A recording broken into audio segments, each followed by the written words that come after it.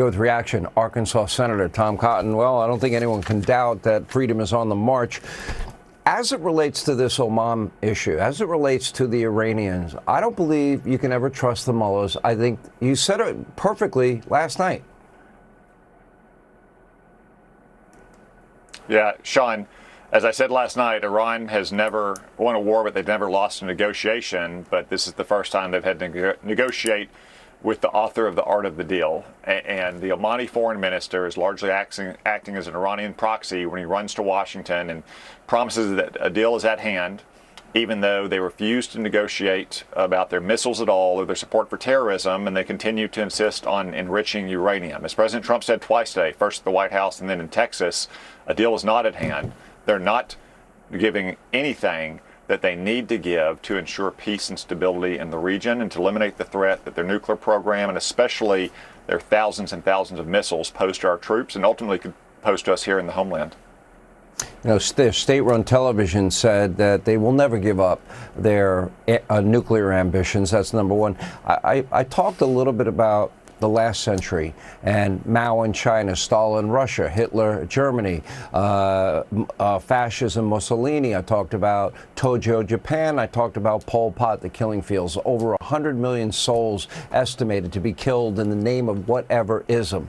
And I guess it's just hard for people to understand they just are purely evil people. And the number one state sponsor of terror has proven that over and over again. They don't care about human life, and they cling to this radicalized, Islamo-fascism. And I don't believe anything they say. I don't think we can ever trust them. And the only thing you can do is defeat them. Yeah, Sean, you're absolutely right. That catalog of 20th century monsters teach a simple lesson. When our enemies tell us what they plan and want to do, we should believe them. Don't look for the inside story. Don't look for the secret scoop. Take them at face value. That's what we should do with the Ayatollahs as well. They've been waging a war against the United States for 47 years, holding Americans hostage and their embassy there, the Marine barracks bombing in Beirut, the Khobar Towers bombing in Saudi Arabia, thousands of American troops killed and maimed in Iraq and Afghanistan, an attempted assassination of Donald Trump. You know the president pretty well. He's not the forgiving and forgetting kind about an assassination of him or 47 years of death and mayhem against Americans by the Ayatollahs. You know, it's interesting when Steve Witkoff says that they may be on the precipice, that they've been, as you can see, we showed the pictures earlier, of maybe breaking out and continuing their nuclear ambition. They didn't learn a thing from 14 bunker busters, did they?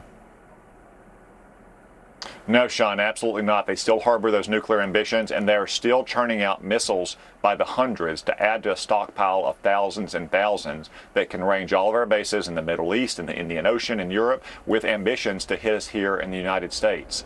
That is not a tenable situation that we can tolerate for the long term. Certainly Israel and our Arab friends can't tolerate it.